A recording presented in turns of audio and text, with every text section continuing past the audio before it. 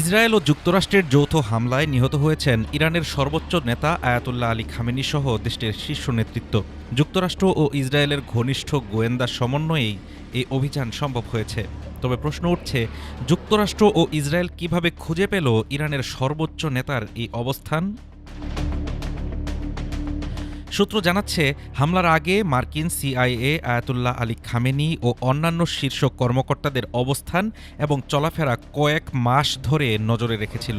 এই তথ্য ইসরায়েলকে খুবই নির্ভুলভাবে প্রদান করা হতো। সিআইএ জানতে পারে শনিবার সকালে তেহরানের একটি কমপ্লেক্সে হবে গুরুত্বপূর্ণ বৈঠক।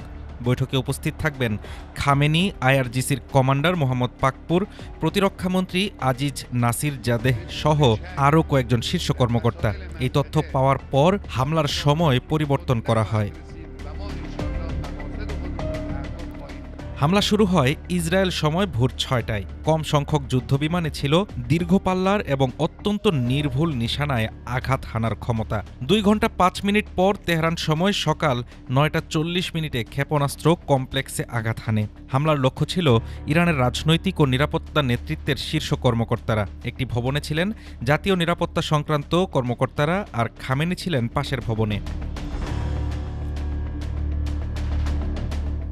ইরনার নিশ্চিত তথ্য অনুযায়ী রিয়ার অ্যাডমিরাল আলী শামখানি ও মেজর জেনারেল মোহাম্মদ পাকপুর নিহত হয়েছেন। সূত্রের দাবি, ইরানের শীর্ষ গোয়েন্দা কর্মকর্তাদের বড় অংশও এই হামলায় গুরুতরভাবে ক্ষতিগ্রস্ত হয়েছেন। গত বছরের ১২ দিনের সংঘাতের অভিজ্ঞতা এবং দীর্ঘমেয়াদী গোয়েন্দা নেটওয়ার্কের তথ্য ব্যবহার করে এই অভিযান সম্পন্ন হয়েছে। আগের হামলা পরিকল্পনার মতো সেসব তথ্য সাম্প্রতিক অভিযানে আরও সমৃদ্ধ হয়েছে।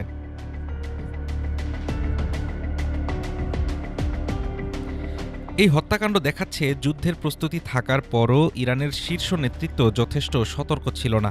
যুক্তরাষ্ট্র ও ইসরায়েলের যৌথ গোয়েন্দা সমন্বয় এক কৌশলগত চমক প্রদান করেছে।